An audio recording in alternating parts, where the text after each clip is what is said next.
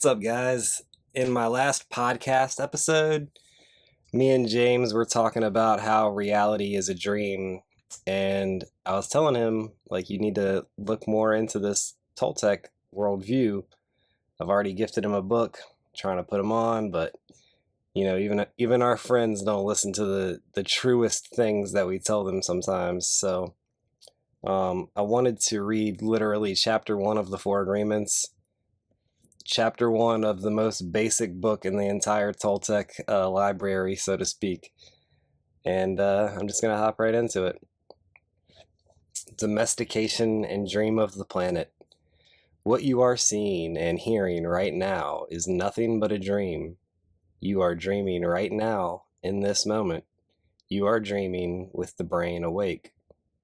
Dreaming is the main function of the mind, and the mind dreams 24 hours a day. It dreams when the brain is awake, and it also dreams when the brain is asleep. The difference is that when the brain is awake, there is a material frame that makes us perceive things in a linear way. When we go to sleep, we do not have the frame, and the dream has the tendency to change constantly. Humans are dreaming all the time. Before we were born, the humans before us created a big outside dream that we will call society's dream, or the dream of the planet. The dream of the planet is the collective dream of billions of smaller personal dreams, which together create a dream of a family, a dream of a community, a dream of a city, a dream of a country, and a dream of the whole humanity. The dream of the planet includes all of society's rules, its beliefs, its laws, its religions, its different cultures and ways to be, its governments, schools, social events, and holidays. We are born with the capacity to learn how to dream, and the humans who live before us teach us how to dream the way society dreams. The outside dream has so many rules that when a new human is born, we hook the child's attention and introduce these rules into his or her mind. The outside dream uses mom and dad, the schools, and religion to teach us how to dream. Attention is the ability we have to discriminate and to focus only on that which we want to perceive. We can perceive millions of things simultaneously, but using our attention, we can hold whatever we want to perceive in the foreground of our mind.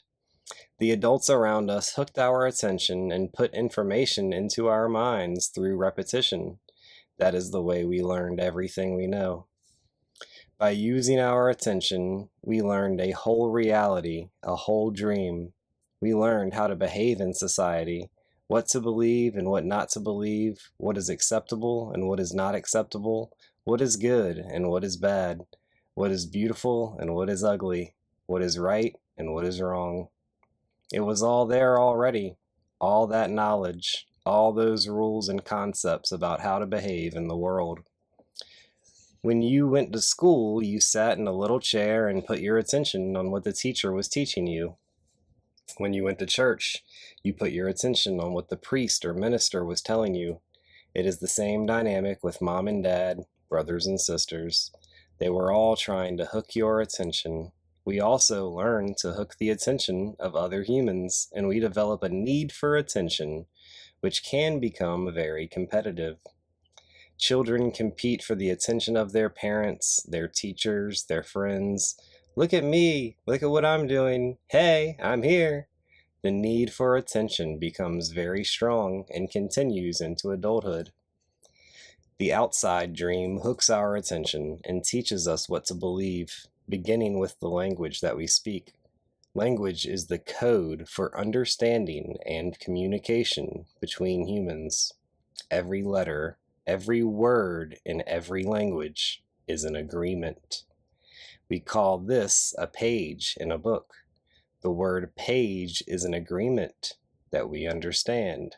Once we understand the code, our attention is hooked and the energy is transferred from one person to another.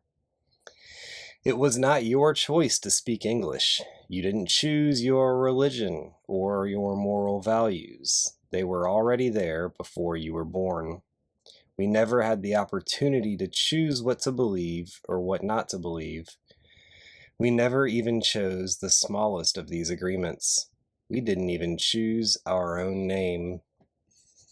As children, we didn't have the opportunity to choose our beliefs, but we agreed with the information that was passed to us from the dream of the planet via other humans. The only way to store information is by agreement. The outside dream may hook our attention, but if we don't agree, we don't store that information. As soon as we agree, we believe it, and this is called faith.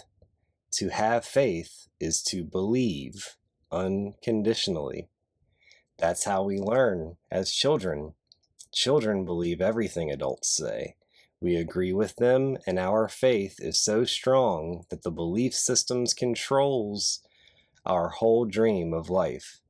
The belief system controls our whole dream of life. We didn't choose these beliefs, and we may have rebelled against them, but we were not strong enough to win the rebellion. The result is surrender to the beliefs with our agreement.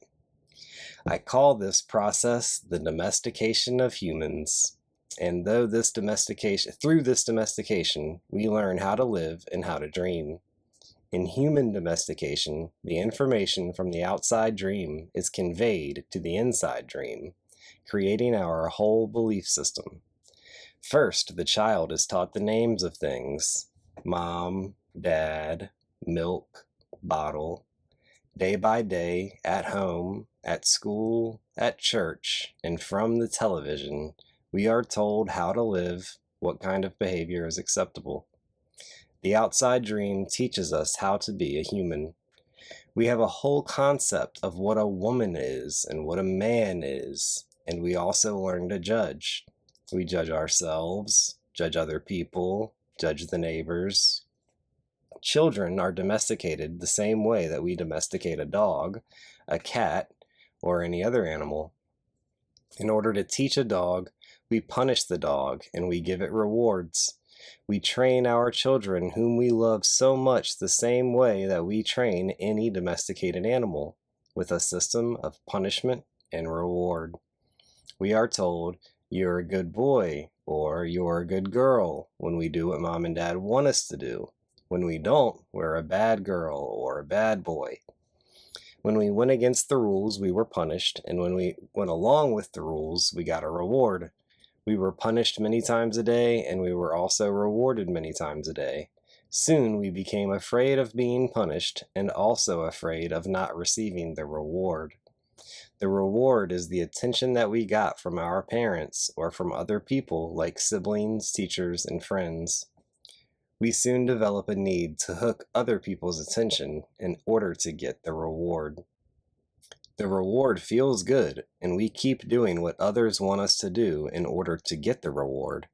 With that fear of being punished and that fear of not getting the reward, we start pretending to be what we are not, just to please others, just to be good enough for someone else. We try to please mom and dad, we try to please the teachers at school, we try to please the church, and so we start acting. We pretend to be what we are not because we are afraid of being rejected.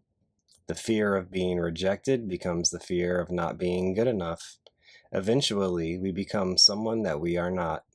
We become a copy of mama's beliefs, daddy's beliefs, society's beliefs, and religion's beliefs.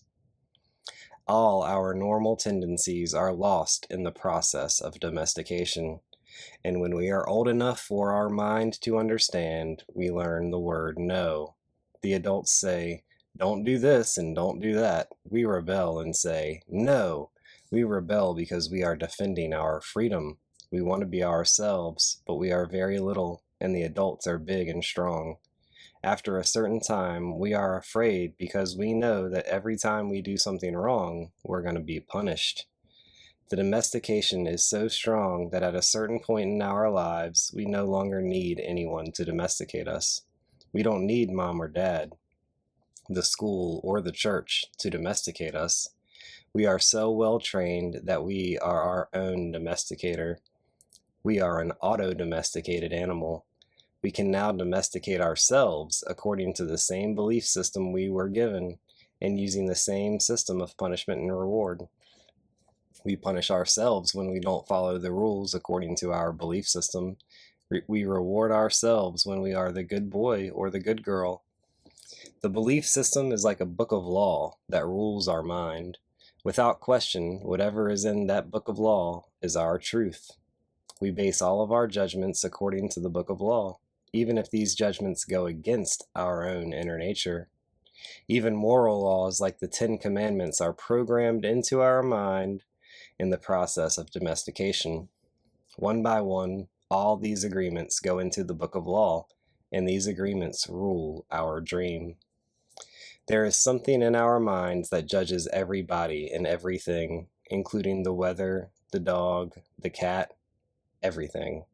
The inner judge uses what is in our book of law to judge everything we do and don't do, everything we think and don't think, everything we feel and don't feel. Everything lives under the tyranny of this judge. Every time we do something that goes against the book of law, the judge says we are guilty. We need to be punished. We should be ashamed. This happens many times a day, day after day, for all the years of our lives. There is another part of us that receives the judgments, and this part is called the victim. The victim carries the blame, the guilt, and the shame. It is the part of us that says, "Poor me, I'm not good enough, I'm not intelligent enough, I'm not attractive enough, I'm not worthy of love. Poor me." The big judge agrees and says, "Yes, you are not good enough." And this is all based on a belief system we never chose to believe. These beliefs are so strong that even years later, when we are exposed to new concepts and try to make our own decisions, we find that these beliefs still control our lives. Whatever goes against the book of law will make you feel a funny sensation in your solar plexus, and it's called fear. Breaking the rules in the book of law opens your emotional wounds, and your reaction is to create emotional poison. Because everything that is in the book of law has to be true, anything that challenges what you believe is going to make you feel unsafe. Even if the book of law is wrong, it makes you feel safe. That is why we need a great deal of courage to challenge our own beliefs. Because even if we know we didn't choose all these beliefs, it is also true that we agreed to all of them. The agreement is so strong that even if we understand the concept of it not being true, we feel the blame, the guilt, and the shame that occur if we go against these rules. Just as the government has a book of laws that rule the society's dream, our belief system is the book of laws that rules our personal dream. All these laws exist in our mind. We believe them, and the judge inside us bases everything on these rules. The judge decrees, and the victim suffers, the guilt and punishment. But who says there is justice in this dream? True justice is paying only once for each mistake. True injustice is paying more than once for each mistake. How many times do we pay for one mistake? The answer is thousands of times. The human is the only animal on earth that pays 1,000 times for the same mistake. The rest of the animals pay once for every mistake they make. But not us. We have a powerful memory. We make a mistake, we judge ourselves, we find ourselves guilty, and we punish ourselves. If justice exists, then that was enough. We don't need to do it again. But every time we remember, we judge ourselves again, we are guilty again, and we punish ourselves again, and again, and again. If we have a wife or a husband, he or she also reminds us of the mistake, and so we can judge ourselves again, punish ourselves again, and find ourselves guilty again. Is this fair? How many times do we make our spouse, our children, or our parents pay for the same mistake? Every time we remember the mistake, we blame them again and send them all the emotional poison we feel at the injustice, and then we make them pay again for the same mistake. Is that justice? The judge in the mind is wrong because of the belief system. The book of law is wrong. The whole dream is based on false law.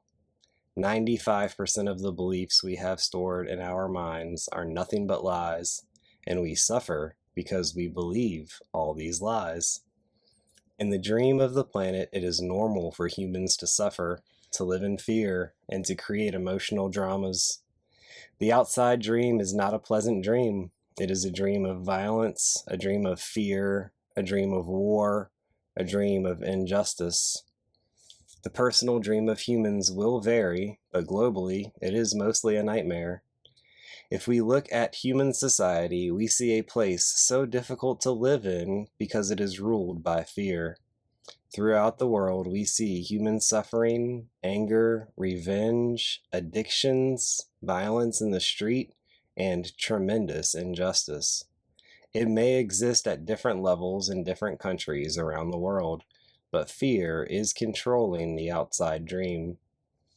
If we compare the dream of human society with the description of hell that religions all around the world have promulgated, we find they are exactly the same. Religions say that hell is a place of punishment, a place of fear, pain, and suffering, a place where the fire burns you. Fire is generated by emotions that come from fear. Whenever we feel the emotions of anger, jealousy, envy, or hate, we experience a fire burning within us. We are living in a dream of hell. If you consider hell as a state of mind, then hell is all around us.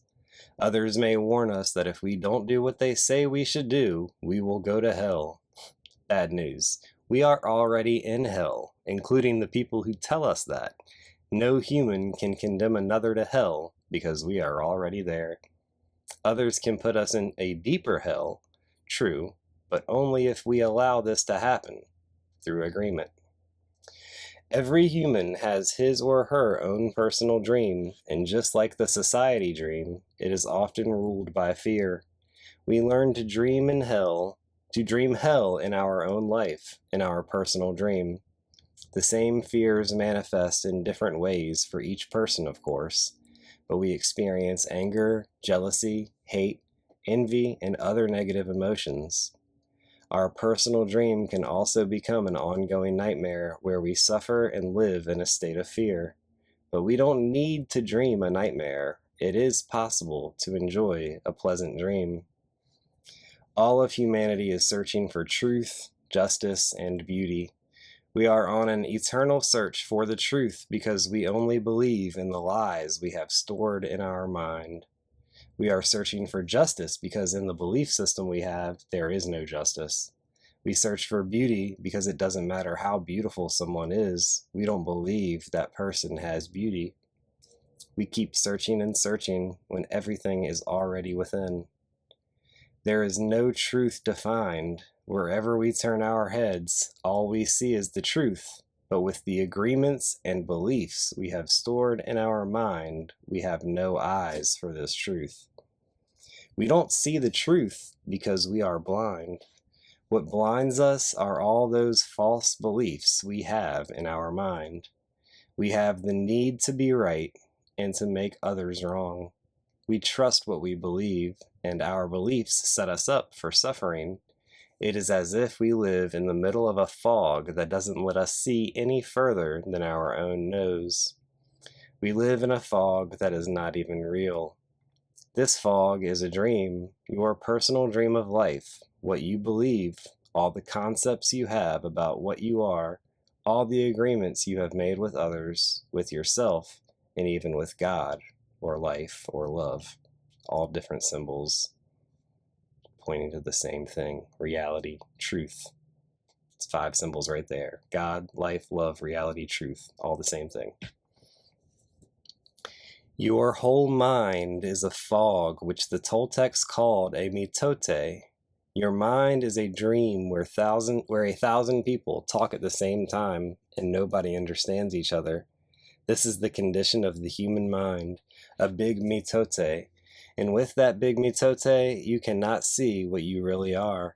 In India, they call the mitote Maya, which means illusion. It is the personality's notion of I am. Everything you believe about yourself and the world, all the concepts and programming you have in your mind, are all the mitote. We cannot see who we truly are. We cannot see that we are not free. That is why humans resist life. To be alive is the biggest fear humans have. Death is not the biggest fear we have. Our biggest fear is taking the risk to be alive. The risk to be alive and express what we really are. Just being ourselves is the biggest fear of humans. We have learned to live our lives trying to satisfy other people's demands. We have learned to live by other people's points of view because the fear of not being accepted and of not being good enough for someone else. During the process of domestication, we form an image of what perfection is in order to try to be good enough. We create an image of how we should be in order to be accepted by everybody. We especially try to please the ones who love us, like mom and dad, big brothers and sisters, the priests, and the teacher. Trying to be good enough for them, we create an image of perfection, but we don't fit this image. We create this image, but this image is not real. We are never going to be perfect from this point of view. Never. Not being perfect, we reject ourselves. And the level of self-rejection depends upon how effective the adults were in breaking our integrity.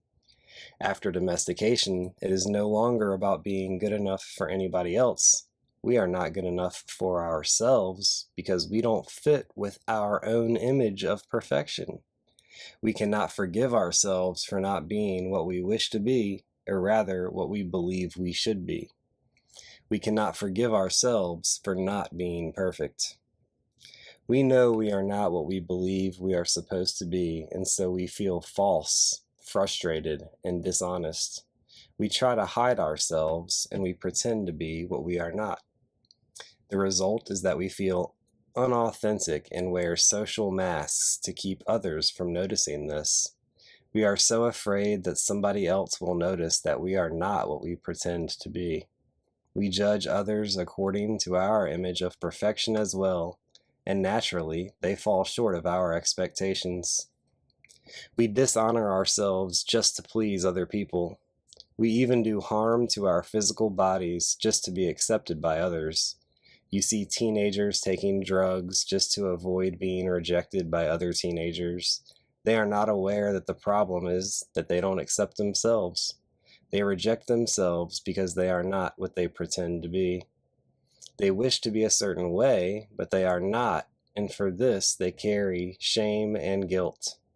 Humans punish themselves endlessly for not being what they believe they should be. They become very self-abusive, and they use other people to abuse themselves as well. But nobody abuses us more than we abuse ourselves, and it is the judge, the victim, and the belief system that make us do this. True, we find people who say their husband or wife or mother or father abused them, but you know that we abuse ourselves much more than that. The way we judge ourselves is the worst judge that ever existed. If we make a mistake in front of people, we try to deny the mistake and cover it up. But as soon as we are alone, the judge becomes so strong. The guilt is so strong, and we feel so stupid or so bad or so unworthy. In your whole life, nobody has ever abused you more than you have abused yourself. And the limit of your self-abuse is exactly the limit that you will tolerate from someone else. If someone abuses you a little more than you abuse yourself, you will probably walk away from that person. But if someone abuses you a little less than you abuse yourself, you will probably stay in the relationship and tolerate it endlessly. If you abuse yourself very badly, you can even tolerate someone who beats you up, humiliates you, and treats you like dirt. Why? Because in your belief system, you say, I deserve it. This person is doing me a favor by being with me. I'm not worthy of love and respect. I'm not good enough. We have the need to be accepted and to be loved by others, but we cannot accept and love ourselves. The more self-love we have, the less we will experience self-abuse.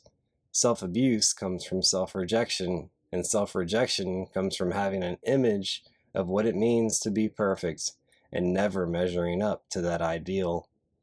Our image of perfection is the reason we reject ourselves. It is why we don't accept ourselves the way we are, and why we don't accept others the way they are. There are thousands of agreements you have made with yourself, with other people, with your dream of life, with God, with society, with your parents, with your spouse, with your children. But the most important agreements are the ones you made with yourself. In these agreements, you tell yourself who you are, what you feel, what you believe, and how to believe. The result is what you call your personality. In these agreements, you say, this is what I am, this is what I believe. I can do certain things, and some things I cannot do. This is reality. This is fantasy. This is possible. That is impossible. One single agreement is not such a problem, but we have many agreements that make us suffer, that make us fail in life. If you want to live a life of joy and fulfillment, you have to find the courage to break those agreements that are fear-based and claim your personal power. The agreements that come from fear require us to expend a lot of energy, but the agreements that come from love help us to conserve energy and even gain extra energy. Each of us is born with a certain amount of personal power that we rebuild every day after we rest. Unfortunately, we spend all our personal power first to create all these agreements and then to keep these agreements. Our personal power is dissipated by all the agreements we have created, and the result is that we feel powerless. We have just enough power to survive each day because most of it is used to keep the agreements that trap us in the dream of the planet. How can we change the entire dream of our life when we have no power to change even the smallest agreement? If we can see it is our agreements that rule our life, and we don't like the dream of our life, we need to change the agreements. When we are finally ready to change our agreements, there are 4 very powerful agreements that will help us break those agreements that come from fear and deplete our energy. Each time you break an agreement, all the power you use to create it returns to you. If you adopt these 4 new agreements, they will create enough personal power for you to change the entire system of your old agreements. You need a very strong will, understatement, in order to adopt the 4 agreements. But if you can begin to live your life with these agreements, the transformation in your life will be amazing. Testimonial. You will see the drama of hell disappear right before your very eyes. Instead of living in a dream of hell, you will be creating a new dream, your personal dream of heaven. Absolute perfection. Been trying to tell y'all. Guess I just gotta read it to y'all. Literally.